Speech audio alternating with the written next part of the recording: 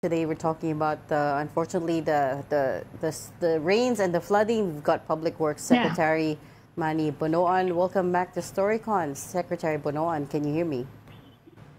Yes, I can hear you po. Thanks for making time for us. Yes po. Good afternoon. Yes po, good afternoon. Good afternoon po sa ating lahat. Good afternoon po.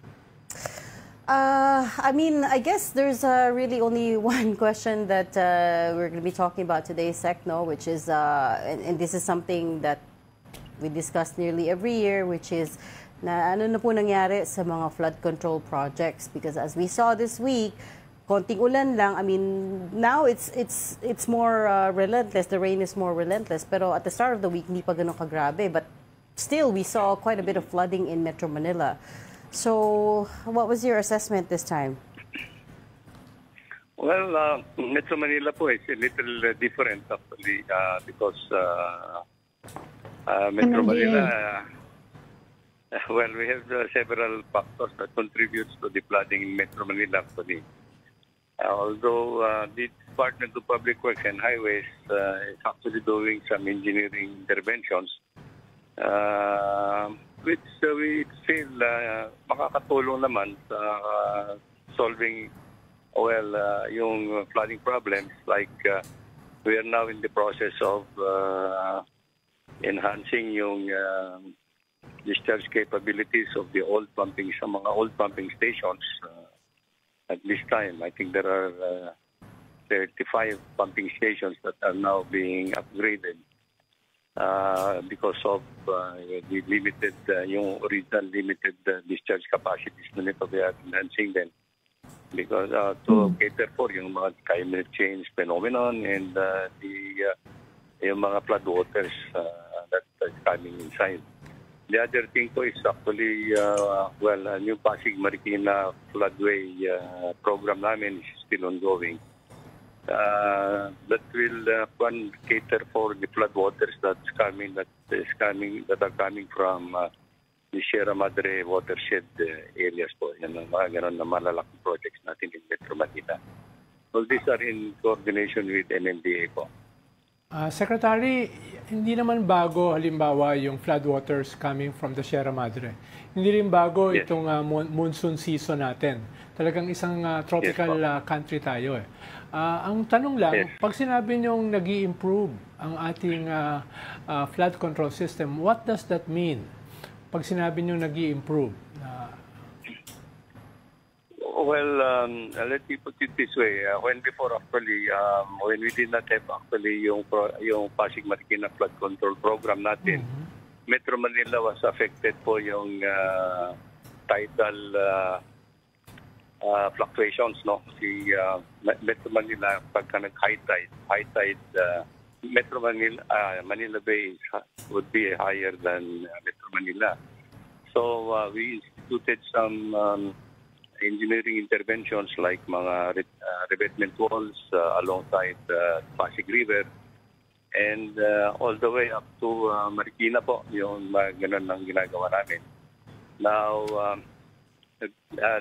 lately, yung San Miguel Corporation also undertook some major dredging activities along the Pasig River, and DPWH is also continuing the dredging operations in the Marikina River po at this point in time to enhance actually yung discharge capacity of Pasig Marikina River po. Secretary, nabanggit. Secretary, hindi, marami kasing mga flood control systems sa around the world which works eh. Halimbawa, sa Japan, 65% ng kanilang rainwater nakukuha, ilalagay nila sa mga huge water cisterns at saka water impounding. Ang Pilipinas ay less than 1% lamang ang nakukuha natin sa ating rainwater. So at the same time, yung rainwater nagagamit nila for agriculture, even for potable water, at nagka-create ng energy. Ang Copenhagen, nagkaroon sila noong 2011, ondoy level flooding. So gumastos sila ng 74 billion pesos para mag-create ng isang flood control system for the entire city ng Copenhagen. Hanggang ngayon, 14 years later, walang baha. Ibig sabihin, hindi ko maintindihan yung napakaraming flood control projects eh. 9,000, 10,000. Kailangan kasi kaunti lang, di ba, na integrated. Bakit ang dami? Tsaka ang daming natin nagagastos. Tapos ganito pa rin yung sitwasyon sa flooding. Well, we have to understand also that there are many waterways in Philippines. Actually, ang kwan po namin dito is actually we are addressing it also on a major river basin program. No? Yung mga there are 18 major river basins all over the country, and these are the focus of major river flood control programs that we are undertaking now.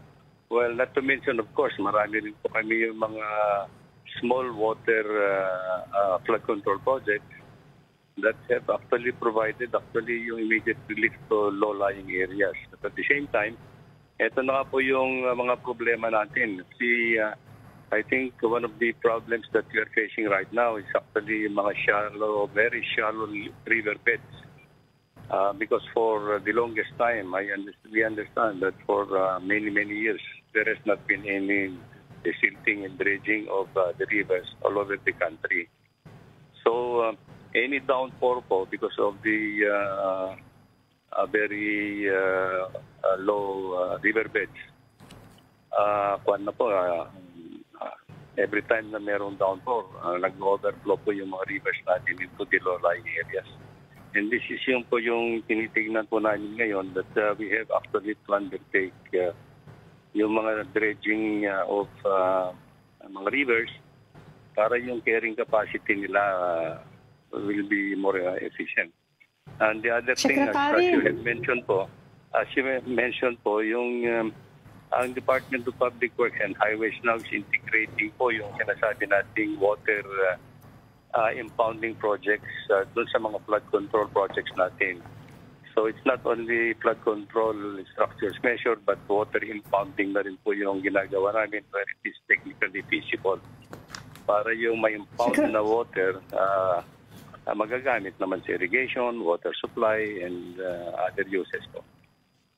Secretary, magtataka mga tao, sinabi nyo na kulang sa dredging kasi yung mga budget allocation actually babanggitin ko na lang na sila Senator Lacson na nagsabi nito na katakot-takot actually yung pumupuntang pondo natin sa dredging, flood control, specifically dredging. Tapos bakit gano'n? Tapos sinasabi nga niya, in fact pinatigil daw nila ni Senator Tito Soto, and I think the 18th Congress yung mga allocation na yan. Kasi ang hirap-hirap daw i-audit ng dredging. Merong pondo pero hindi natutuloy yung dredging. Kaya ganyan, meron tayong ganyang problema. Ano po yung masasabi nyo yun sa ganong mga comment? That's from Senator Lacson. Sabi niya, titignan nga daw niya yung mga allocation niya, mga flood control. Hindi lang naman sa DPWH, of course, pati sa mga LGU, ganon. Titingnan daw nila. Dahil nga walang nakikitang dredging, ang hirap-hirap daw i-audit.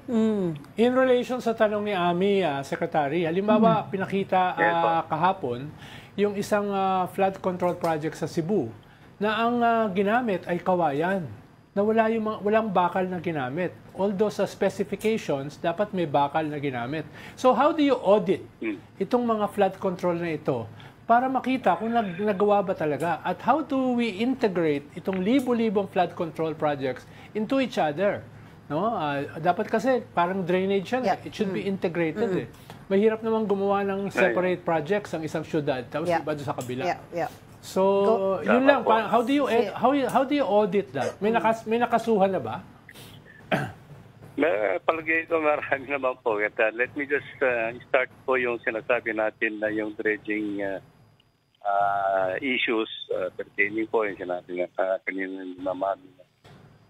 When before kasi, I think there were yung mahirap nga yung audit. So, but we cannot separate actually that issue, yung kaysa sa technical requirement. There has to be a solution to it. Kagaya nito ngayon, what we are trying to implement is we are going to do it by administration. Kami na po ang gagawa. We will do it ourselves, actually na, sa department, yung pag-dredge. And we want to equip our engineering offices na sila na po ang bahala sa mga dredging. Para we can assure them that hindi po yung napapansin po ng mga nakaraang taon, yung mga nalipas na taon na marami napapansin tungkol dyan sa hindi ma-audit na mga dredging program yata siguro noon. But at this time, ang kwan po namin dito is kailangan po mag-dredge, but we'll have to do it ourselves so that may iwasan po natin yung technical solution on the dredging has to be done. Pero kailangan ba, it's possible to monitor the implementation kasi yun na nga ang sinasabi, ang hirap-hirap daw i-audit. Paano yung binabalak nyo to reassure the public na talagang dinidredge yan?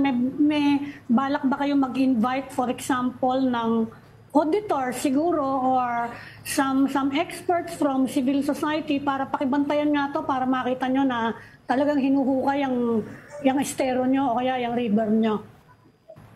Opo naman, kami naman po I think it's going to be done by administration. Kami na po ang gagawa. What seems to be the problem before is when it is done by contract, yun ang mahirap i-audit ng sinasabi natin. But we can audit ourselves. Yeah. If we do it ourselves, we'll be auditing our people. Actually, the work has been done properly po. So, sorry, Secretary, what exactly do you mean by doing it by administration? Then we will acquire our equipment. Our people will do it ourselves. By administration po. Ang ibig kong sabihin, it's the department itself. Our people in the department will be the ones to undertake po yung mga dredging programs po. Okay, so you're bringing that function in-house, in short. So Yes, po. Isn't that In-house. so hindi niyo na po i-outsource sa mga contractors, but isn't that going to blow up your budget as well? No, I think it's just a matter of having the equipment that we need actually for us to be able to implement po yung mga ganyang program. Of course, we might not be able to acquire all the dredging equipment that we may need kasi meron yung talagang specialized dredging equipment that we might have to engage also some private contractors dito, but we'll see to it na dapat auditable yung ginagawa po nila and effective po yung ginagawa nila. So when do you want this, when are you bringing this capability in-house? Well, we hope we tried actually to kwansan itong 2025 program, but unfortunately we were not able to get the funds for it in 2025. So we'll try it again in 2026 po. Pero Secretary, okay yung mga detalye na yan, but what framework or what strategy will it serve? Paano mahalaga kasi ano yung ating flood control strategy at saka framework? Halimbawa, just an example, what do we do with Laguna Lake? Because it's the biggest lake, not only in the country, but perhaps in the region. So it's just waiting there for water impounding. It's a natural water impounding, no? Pero kinakailangan mo lagyan ng dike, kailangan mo lagyan ng spillway. Halimbawa dati, Napindan spillway yan. Ngayon, puro subdivision na, tsaka mga bahay yan. Tapos, kinakailangan ayusin yung drainage system ng Metro Manila para pumunta dyan. No? Yung dredging is just a small part of it. Correct. Ang mahalaga is the integration. So, what I'm asking is, what is the framework? What is the strategy? Paano? Ngayon kasi, parang bawat lugar may kanya-kanyang flood control project. Di ba kinakailangan may isa lamang para sa ating area? Which is what happened when MMDA took over, right? The flood control projects. Yes. Yun yung tanong ko, Secretary. What's the framework? What's the strategy for all these details? Well, ang kwan nga natin dito is all the flood mitigation program should be holistic and integrated po sa lahat, no? Yes. And I think as we are saying, actually engineering intervention is just one part of the solution. Actually, there are other components like we have to address also environmental issues, land use issues, and of course yung mga facilities. And the elephant in the room, politics. The local government. Secretary, the elephant in the room is politics. Part of it. Yeah. That's part of it. Siguro po. And sa amin po, on the technical side, ayun sinabi po ninyo that we are now constructing some floodgates in the Upper Marikina River. Actually, floodgates that will have to be used actually to divert actually yung floodwaters coming from Sierra Madre watershed. I-store muna natin sa Laguna Lake. When Manila Bay is the tide is high, and then release it when the low tide sa Manila Bay. Ito yung mga concept po na pinagagawa namin ngayon. And then meron pa kaming isang programa po, yung you have mentioned actually, it's actually we call it Parañaque Spillway Project. So that one of the major programs that we intend to implement po for Metro Manila Flood Control Program. Secretary, how big a problem is politics, no? Kasi ipa-follow up ko na yung tinatanong kanina rin ni Ronald. Kasi totoo naman yan, how big a problem sa integration ng mga programa natin sa flood control. Yung actually, patsi-patsi mga project natin bawat politiko gusto Hindi lang politiko na congressman, pati local government official, pati barangay nga How big a problem is that sa pagpaplano natin ng isang integrated flood control program? Napakahirap bang i-surmount yun o it's just a minor problem na pwede namang i-set aside at pwede pa rin kayong magplano ng maayos? I am sure that everybody is concerned about yung flooding problems po. And I'm sure that the mga politicians themselves are actually concerned about it. And all we have to do, palagay ko, is convince them that it has to be all integrated po. It has to be integrated and holistic yung approach natin. And this is what we're trying to do particularly in many parts of the country now. Kagaya ng mga river basin programs natin. Kasi it has to be done integrated lang. Kagaya niyan, yung mga... Pwede ba i-legislation, Secretary? Yes po. Pwede ba i-legislate na wag makialam na yung ibang local at gawin na lang na, well, bibigyan pa rin siyempre ng input ng local, pero pwede bang gawin yun through legislation or through an executive order, for example, na pwede ba bayaan nyo na kami magplano dito at kung gusto nyo, tatanungin na lang namin kayo kung anong pangangailangan ng constituent nyo. You think, are there any effort in that direction para lang maayos natin yung pagpaplano natin, pati na yung pag-allocate ng pondo? Pwede naman po. I think ang ganito ang ginagawa namin in the major river basins programs po namin. When we are dealing with yung external assistance from foreign lending institutions, ito po yung nagagawan po ng talagang real to goodness master plan in the first place, may feasibility study, master plan and everything. And these are actually carried into the entire program of government, which is part of the department, yung ganyan po. So, ito, what we can see here is it's all well accepted, and as we present it into yung every year na gumagawa kami ng budget namin, we present it to the legislators, and acceptable po ito kasi these are well planned, well programmed, and actually these are actually financed by foreign lending institutions, which I'm sure that they will not want it to be may mga interference po dito sa implementation. Yeah, I mean, you say it's well planned, Secretary, but honestly, a lot of our kababayans are not feeling the effects, as I'm sure you know. Kasi yun nga, every time nagkaroon tayo ng ulan, whether it's a low pressure area or tropical storm, again, mabilis ka agad bumaha. But since you're talking about the budget, very quickly, last question, how much are you asking for in terms of for flood control projects in the 2026 budget? I think in the 26 budget, if I'm not mistaken, it's just close to about 150 billion yata po. So less than this year? 150, 170. Yes, because the budget of the department for 2026 is less than the budget in 2025. Okay. So less than 150 billion kasama na po yun yung More or plano less nyo na... funding. I am not, Go ahead, Secretary. hindi ko lang po alam yung I am not very I'm not very sure of the exact na number po, but yun po. Okay, but it's less than the 2025 allocation. Yes. And with that Yes, amount, you're confident you're going to be able to do the dredging in-house, as you said?